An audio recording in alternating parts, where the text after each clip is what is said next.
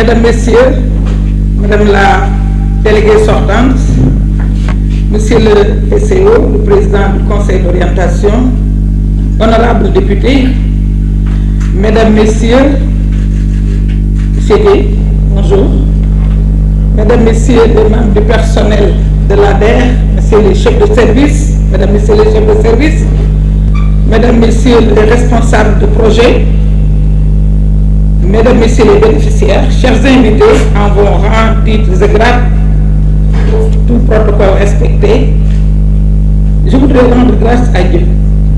Mais avant tout, comme je l'ai fait à l'intérieur tout à l'heure, en prenant à témoin les inspecteurs généraux d'État, remercier Monsieur le Président de la République, Bassirou Diomaye Diakhar Faye, et son Premier ministre, Monsieur Ousmane Sonko.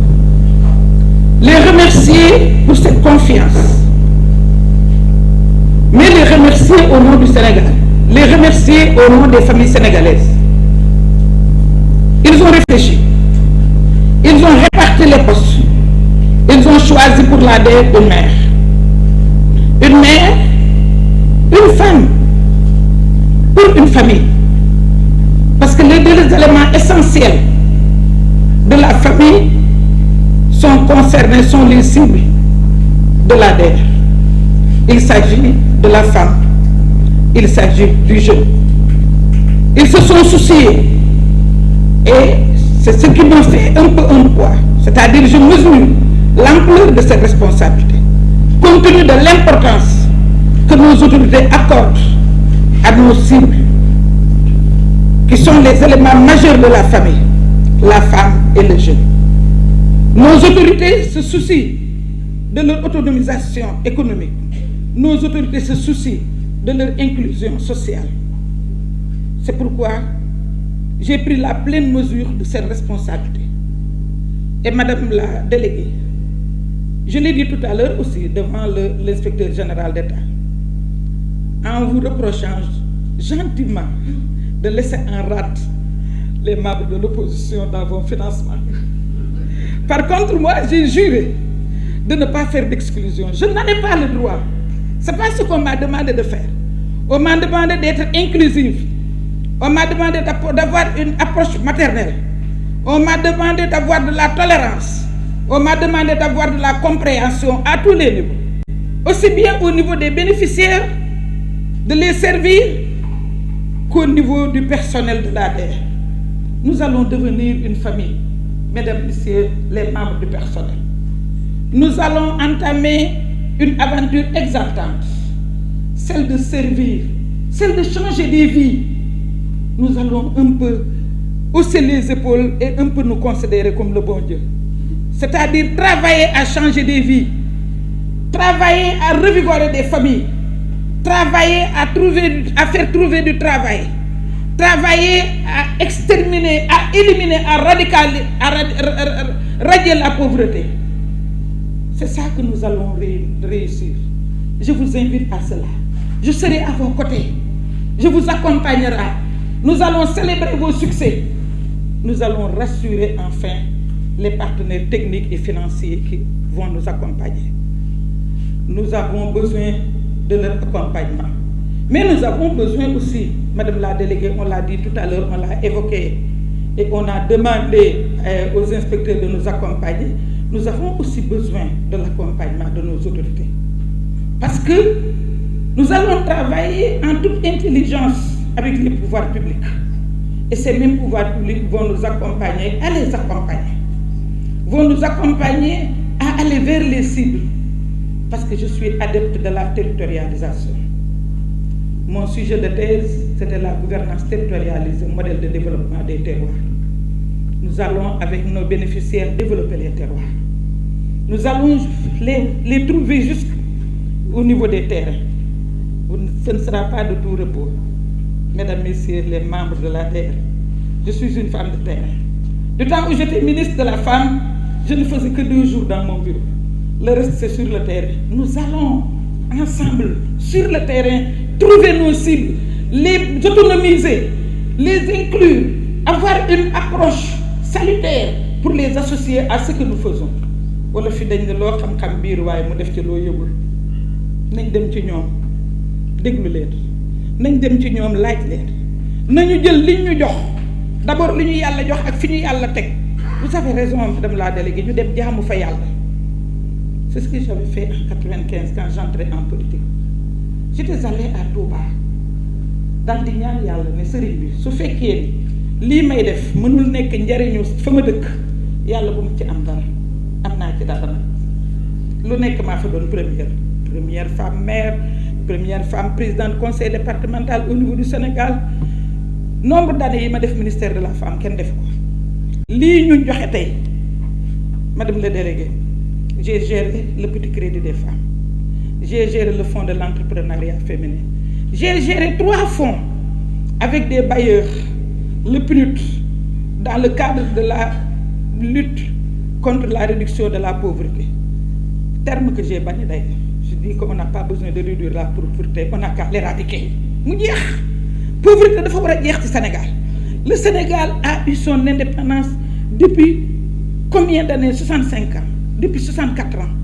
Le Sénégal doit se développer. L'intelligence est là.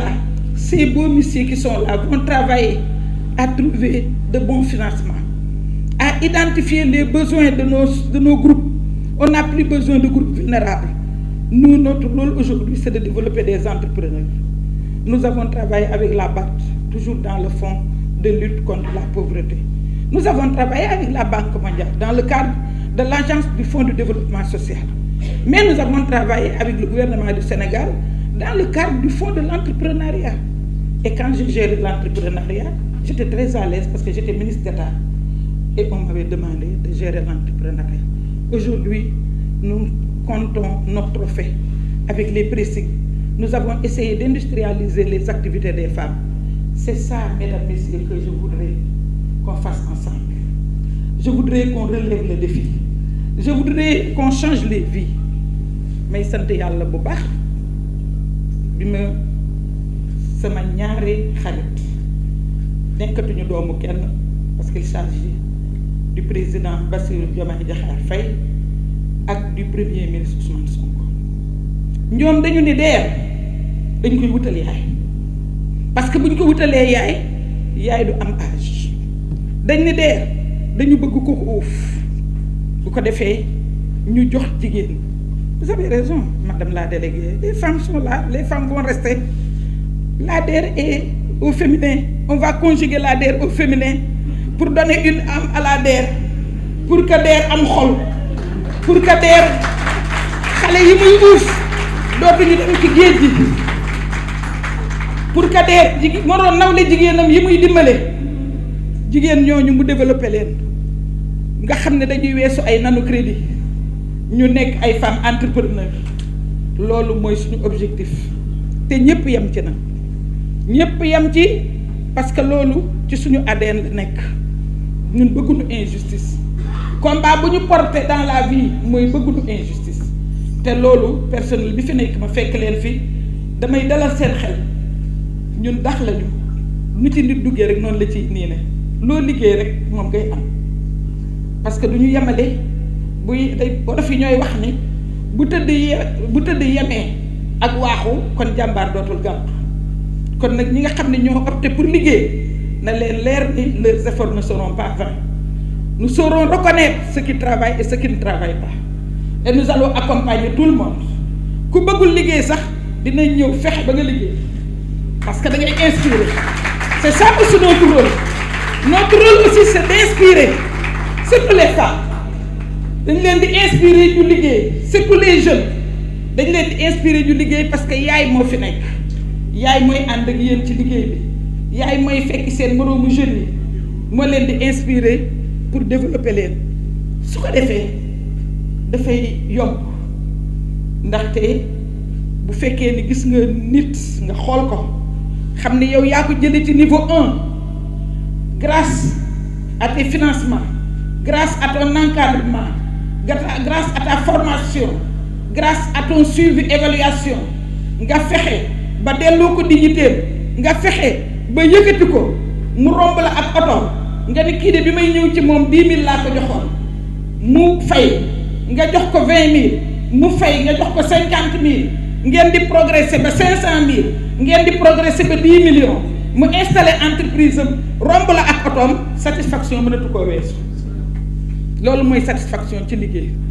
loolu moo tax man dig naa leen dañuy ànd ñun ñëpp boole suñu effort yëpp liggéey parce que loolu ma président sant li ma président sant mooy yónni ma ba pare nag yàkkamti ma donc amuñu temps ñëw maa ngi leen di nuyu tey mais comme que invité yi rax nañ ñu bu subaa dinaa def réunion recevoir tous les chefs de service recevoir le personnel gannaaw suba ñu àndaat kenn ku nekk wax ma li nga liggéey bu vendredi ngeen jox ma ko samedi dimanche lundi ñu retrouver tewaat ma gis li ngeen liggéey ñu àndaat continuer noonu tous les jours ñu gisante tous les jours ñu waxante tous les jours ñu àndaat tous les jours ñu dem ci terrain bi tous les jours ñu wax ak cible bi ba nga xam ni ay bénéficiaires la ñuy am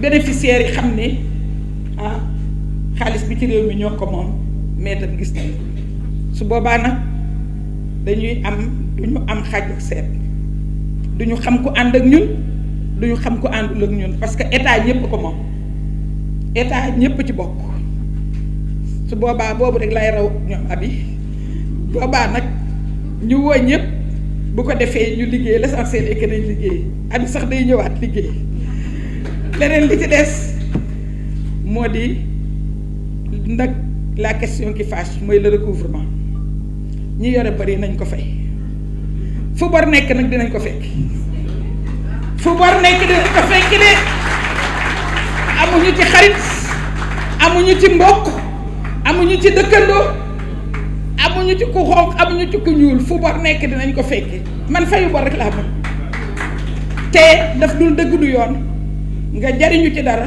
ba pare ni keneen du ci jariñu du yoon donc yaakaar naa ne dinañ mën a déggoo parce que nit ki bu xamee li nga bëgg yow itam nga xam fi mu nekk rek di ngeen mën a juboo maa ngi gërëm ñëpp nag maa ngi sant ñëpp maa ngi fàttaliku samay waajur di leen ñaanal yàlla di gërëm borom kër gi di gërëm sama njabootu bopp di gërëm nag loo xam ne du politique nag abi